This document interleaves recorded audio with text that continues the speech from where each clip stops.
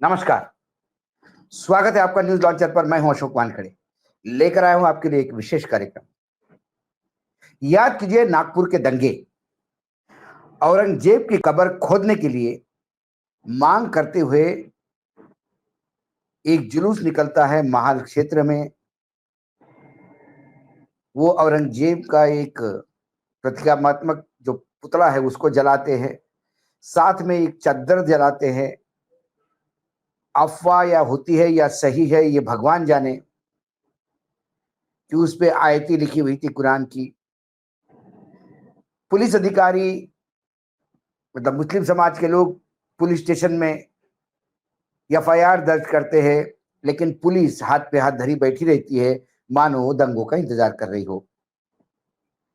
फिर शाम की नमाज के बाद, क्योंकि रोजे चल रहे हैं, फिर एक टेंशन वाला माहौल बनता है और फिर दंगे शुरू होते हैं। गाड़ियां टूटती है, सामान जलाया जाता है, लोग जख्मी होते हैं। कुछ वीडियो तो पुलिस भी गाड़ी तोड़ते हुए दिखाई दे रहे हैं। लेकिन आज खबर वो नहीं। उसके बाद फिर योगी आदित्यनाथ के तर्ज पे देवेंद्र फडणवीस ने भी बुलडोजर बाहर निकाला और नागपुर में एक आरोपी उसके घर पर बुलडोजर चलाया गया। दूसरे आरोपी का घर आधा तोड़ा गया। वो लोग कोर्ट भागे और जो शर्मनाक वाकया कोर्ट में हुआ कि नागपुर म्युनिसिपल कमिश्नर को माफी मांगनी पड़ी। अनकंडीशनल माफी, बिना शर्त माफी मांगनी पड़ी। अभिजात चौधरी नाम है अधिकारी का, और उन्होंने कहा कि हमें माफ कीजिएगा, जो हुआ उसके लिए हम माफी चाहते हैं, क्योंकि हमें सर्वोच्च न्यायालय के उस निर्णय के बारे में पता नहीं था जिसमें बुलडोजर चलाकर घर तोड़ने का कोई प्रोसेस दिया हुआ था। उन्होंने ये कहा कि जो स्लम एक्ट 1971 है उसके तहत कोई भी नया सर्कुलर गवर्नमेंट ने हमको दिया नहीं। अब बात ये हुई कि जब मार्च 17 को ये दंगे हुए तो फिर मुख्यमंत्री ने एक कड़ा संदेश देने के लिए पहले तो ये मुसलमानों ने किया, उन्होंने पत्थर इकट्ठा कर रखे थे, फिर इसमें बाहर के एंगल ढूंढे गए और फिर कहा कि पुलिस वाले भी घायल हो गए, मैं पुलिस वालों को किसी भी हालत में नहीं छोड़ूंगा। उन्होंने एक प्रेस कॉन्फ्रेंस ली, उसमें कहा देवेंद्र फडणवीस जी ने कि जिसने दंगे किए हैं उनकी प्रॉपर्टी मैं बेच के पैसा वसूलूंगा, जो इलीगल है उसको मैं गिराऊंगा। एक पत्रकार ने पूछा कि कुछ पुलिस वाले भी गाड़ी तोड़ते देखे गए, उस पे क्या? वो मौन साध गए। सरकार है, खाकी पहने है तो ये आपको अधिकार है तोड़ने फोड़ने का, आम आदमी को नहीं है, और आप मुस्लिम हैं तो बिल्कुल ही नहीं। उसके बाद लोग कोर्ट में गए। जो एक आरोपी है फहीम खान, उसका घर तोड़ा गया। 38 साल का है वो, बुर्का बेचा करता था। उस पे आरोप है कि दंगों के पहले कुछ वीडियो आपत्तिजनक, जो जलने वलने के वीडियो थे, वो उसने सर्कुलेट किए, इसलिए दंगा भड़काने में उसने मदद की। राष्ट्रद्रोह का, दंगा भड़काने के कई आरोप है उसके पास। फहीम खान जो है, उसकी माँ मेहरुन निसा, उम्र 69, वो कोर्ट में चली गई। दूसरे एक आरोपी है, उसके नजदीकी रिलेटिव अब्दुल्ला हाफिज, वो 96 साल के हैं, वो कोर्ट में गए। जब कोर्ट में ये गया तो सबसे पहले कोर्ट ने उनको पूछा कि आपने ये घर जो गिराए हैं, क्या आपने सुप्रीम कोर्ट के उस निर्णय का कभी आपने सोचा है? सुप्रीम कोर्ट ने एक प्रोसेस दिया हुआ है, उस प्रोसेस के तहत आपने ये पूरा प्रोसेस मतलब प्रोसेस फॉलो किया है। तो उन्होंने हाथ ऊपर कर दिए। लेकिन इसमें जो अभिजीत चौधरी ने जो बात बताई है कोर्ट को, मैं उसको रेखांकित करना चाहता हूँ और ये दर्शकों पे छोड़ना चाहता हूँ कि इस देश में कानून कैसा इंप्लीमेंट किया जाता है। उन्होंने कहा कि पुलिस डिपार्टमेंट ने हमको इंक्वायरी की थी, ये आरोपी है, इनकी प्रॉपर्टीज के बारे में हमको डिटेल बताओ, कुछ गलत तो नहीं है।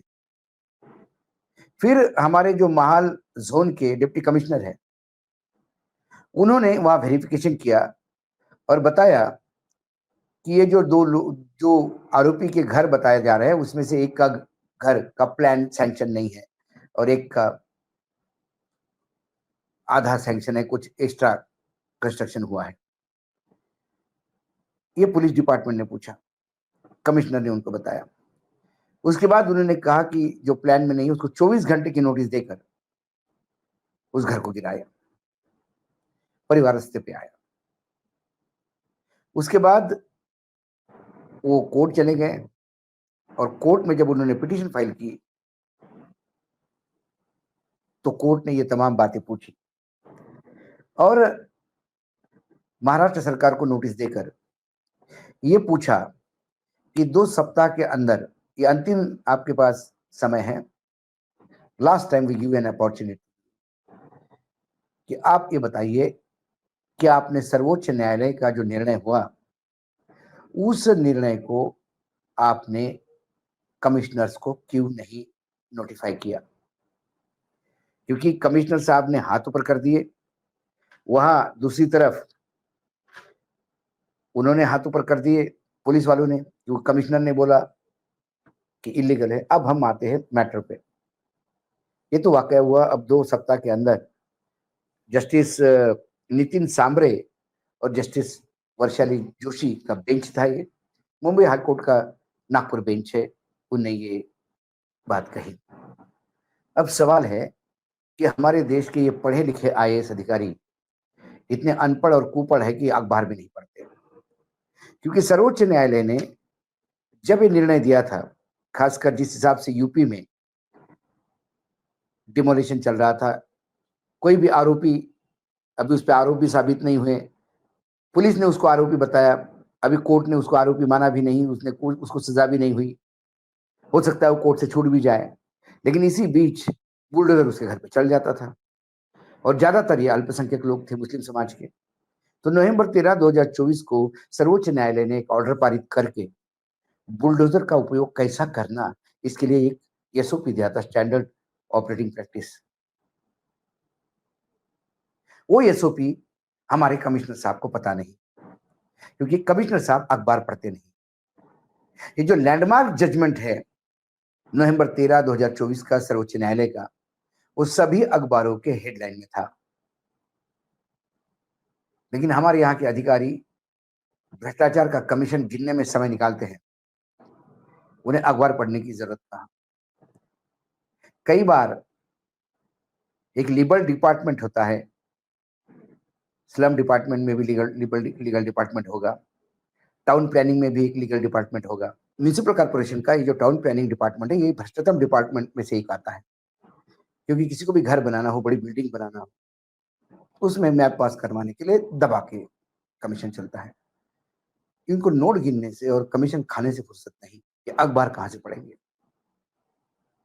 सर्वोच्च न्यायालय की उस लैंडमार्क जजमेंट को म्यूनिसिपल कॉर्पोरेशन के तब कैसा नहीं गया, ये भी एक ताजुब है। जो लीगल डिपार्टमेंट के लोग हैं वो तो वकील होते हैं, उनके पास तो अलग अलग केसेस के निर्णय आते हैं, बड़े बड़े किताबें। हर वकील के पीछे, आप किसी चेंबर में जाएंगे किसी वकील के ऑफिस में, तो उसके पीछे एक बड़ी किताबों की एक लाइब्रेरी होती है, शेल्फ होता है और बहुत सारी किताबें रखती है। वो किताबें बेसिकली केसेस होते हैं। देश के विभिन्न हाई कोर्टों में और सर्वोच्च न्यायालय में, सुप्रीम कोर्ट के जो लैंडमार्क जजमेंट होते हैं उसके जजमेंट होते हैं उसमें, और वो साइटेशन होता है। उसी जजमेंट के साइटेशन पे फिर नई जो कानून होते हैं उसको परिभाषित किया जाता है। यदि उसी कानून, उसी केस के बाद नया कोई केस आता है जिसमें नया लैंडमार्क जजमेंट आता है जो पुराने जजमेंट को नल एंड वॉइड करता है, तो उसके बाद वो जजमेंट माना जाता है। उसको साइटिंग ऑफ द केसेस कहते हैं, साइटेशन ऑफ द केस। एक पत्रकार होने के नाते हम सबको ये पता है, लेकिन उनके वकीलों को ये पता नहीं।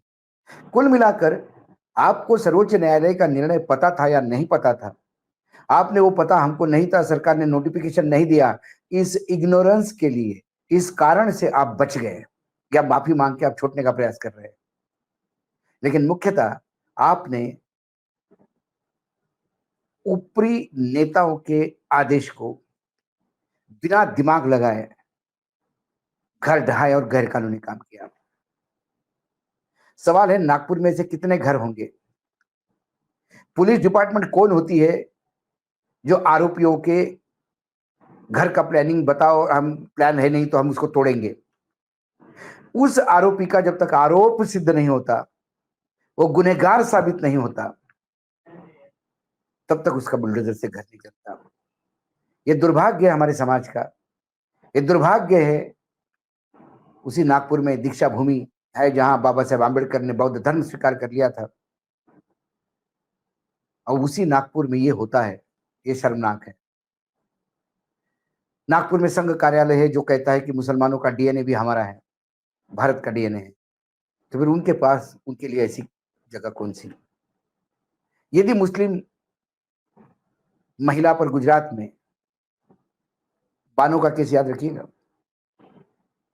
एक महिला, गर्भवती महिला, हाथ में एक 2 ढाई साल की बच्ची, पूरा परिवार दंगाइयों से भाग रहा है, उसको घेर के उस महिला के सामने, बानो के सामने, पहले उसके परिवार के लोगों की हत्या की जाती है।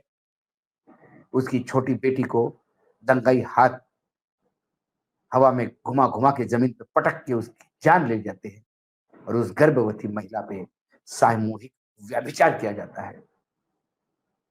मामला कोर्ट गया, सुप्रीम कोर्ट तक गया, व्यभिचारियों को सजा हुई, लेकिन सजा होने के बाद भी उनके घर नहीं गिरे। गुजरात सरकार ने उनकी सजा माफ की, और बाहर आने के बाद उनका भारी भक्कम स्वागत किया नेताओं ने, क्योंकि उन्होंने बहुत बड़ा तीर मारा था। एक अबला की इज्जत टूटी थी, 7 निहत्थे लोगों की हत्या की थी, एक गरीब मासूम 4 साल की बच्चे को मारा था। इसके लिए उसका स्वागत हुआ। सर्वोच्च न्यायालय ने फिर उसका सुओ मोटो कॉग्निजेंस लिया और फिर उनको वापस जेल भेजा। ये तो हमारी व्यवस्था है। और यहां फहीम अभी ये पता ही नहीं कि वो मुजरिम है या नहीं। आपने आरोप तो लगाए हैं, लेकिन कई आरोपी छूटते हैं। उसी गुजरात में एक सेमिनार चल रहा था मुस्लिम युवकों का, और सेमिनार में यह बताया जा रहा था कि भारत सरकार की अल्पसंख्यकों के लिए कौन सी योजनाएं हैं और उसका कैसा समाज के लिए फायदा किया जा सकता है। लेकिन उस सेमिनार पे पुलिस घुस जाती है, अरेस्ट करती है, और 20-26 लोगों को आतंकी घोषित करती है। वो मुकदमा आगे 20 साल चलता है और सब बरी हो जाते हैं। उनमें से कुछ मर जाते हैं, कुछ व्हील चेयर पे मुकदमे का अंतिम निर्णय सुनने आए, क्योंकि उन्हें इस धरती से प्रेम था, उन्हें आतंकी करके मरना नहीं था। तो 20 साल बाद वो निर्दोष छूटते हैं, तो फिर उनके यदि आपने घर गिराए तो उसका जवाब कौन देगा? कोर्ट ने समय मांगा है, लेकिन इसका न्याय मात्र इसलिए नहीं होगा कि उसके साथ गलत हुआ और कमिश्नर ने गलत किया। सरकारी खर्चे से जब तक उसका घर नहीं बनेगा वापस, तब तक न्याय होता हुआ दिखाई नहीं देगा। न्याय दान करना और न्याय होता हुआ दिखाई देना, ये बहुत बड़ा फर्क है। हमारे देश में आजकल बहुत जगह न्याय होता है लेकिन दिखाई नहीं देता। ये नागपुर का केस एक यूनिक केस है। महाराष्ट्र में बुलडोजर का आतंक नहीं था, लेकिन फिर देवेंद्र फडणवीस को बहुत जल्दी प्रधानमंत्री बनने की जल्दी पड़ी है।